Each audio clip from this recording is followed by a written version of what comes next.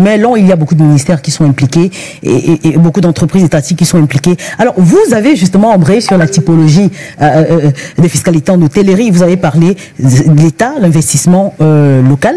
Alors, on a l'exploitation, on a la parafiscalité également. Quel type convient le mieux au contexte camerounais actuel? Je vais dire que la fiscalité est d'abord un instrument de souveraineté étatique. Parler de typologie de fiscalité, véritablement, il sera difficile d'aborder les questions sous cet angle-là, oui, parce que c'est une discipline qui est autonome en elle-même et qui évolue en fonction des objectifs de l'État.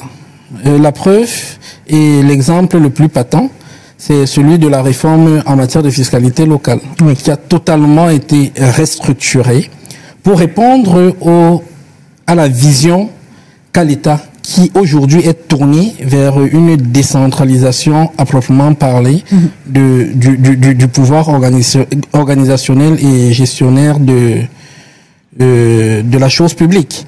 Donc, on a restructuré la fiscalité pour rendre véritablement les acteurs à la base, c'est-à-dire les CTD, les collectivités territoriales décentralisées, oui, assez autonomes, pouvant bénéficier de façon directe des retombées d'un certain nombre d'impôts, de taxes et de redevances qui sont dites de la fiscalité locale. Très bien. Et naturellement, en sus de la fiscalité étatique, d'accord, c'est-à-dire venant des contributions de l'IS, de l'IRPP, de la TVA et tout le reste. Très bien. Alors justement, c'est donc une révision, une nouvelle charte qui est entrée en vigueur il y a juste quelques semaines, si je ne me trompe. Désormais, les établissements hôteliers du Cameroun sont dotés d'une nouvelle convention collective. Et la révision de l'ancien outil vise principalement à moderniser ce secteur d'activité et à le rendre plus attractif. Justement, la question qu'on pourrait se poser, c'est celle de savoir quelle plus-value, si l'on s'en tient, je reste dans le contexte actuel. Quelle sera la plus-value de cette nouvelle charte qui est entrée en vigueur? La convention collective révisée a ceci de particulier que elle renforce en fait les droits du travailleur dans le secteur de l'hôtellerie, bar, restaurant, qui est désormais ouvert aux appartements meublés. Donc, les droits du travailleur vont être renforcés.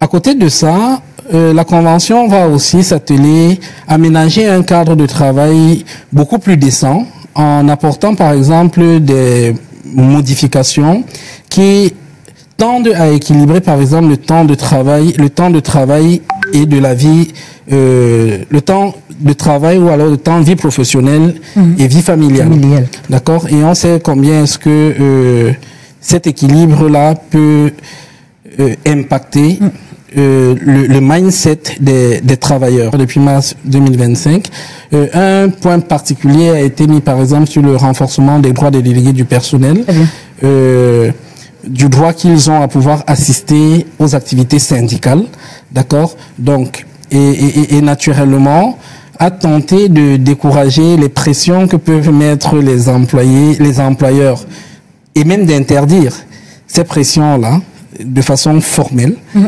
Voilà, donc créant ainsi véritablement un cadre beaucoup plus renforcé et propice au dialogue social. Sur le plan économique, d'accord, on peut se dire que c'est leur pouvoir d'achat qui est augmenté.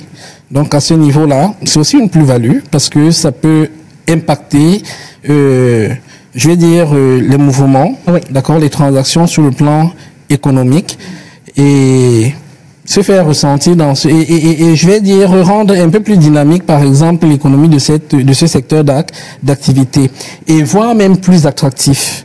Je pourrais aussi orienter la réflexion sur le plan sécuritaire.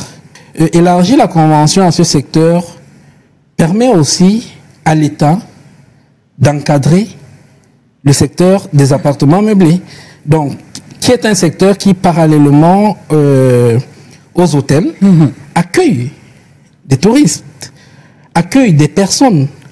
Or, Dans le secteur de l'hôtellerie, c'était encadré jusque-là.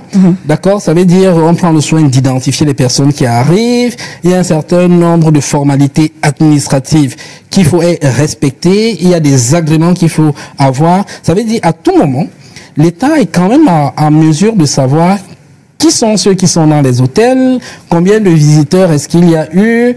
Je crois qu'avec cette convention collective, désormais, même les contrôles vont s'étendre à ces appartements meublés. D'accord? Et il y aura certains contrôles sur le plan administratif, ils vont être contrôlés, ils vont être reversés dans le lot. Donc, sur le plan sécuritaire de l'État, je crois que l'État aussi, qui est partie prenante d'ailleurs de la convention collective, parce que elle touche plusieurs acteurs, je dirais le travailleur, l'employeur, mais ne s'arrête pas que là, l'État aussi.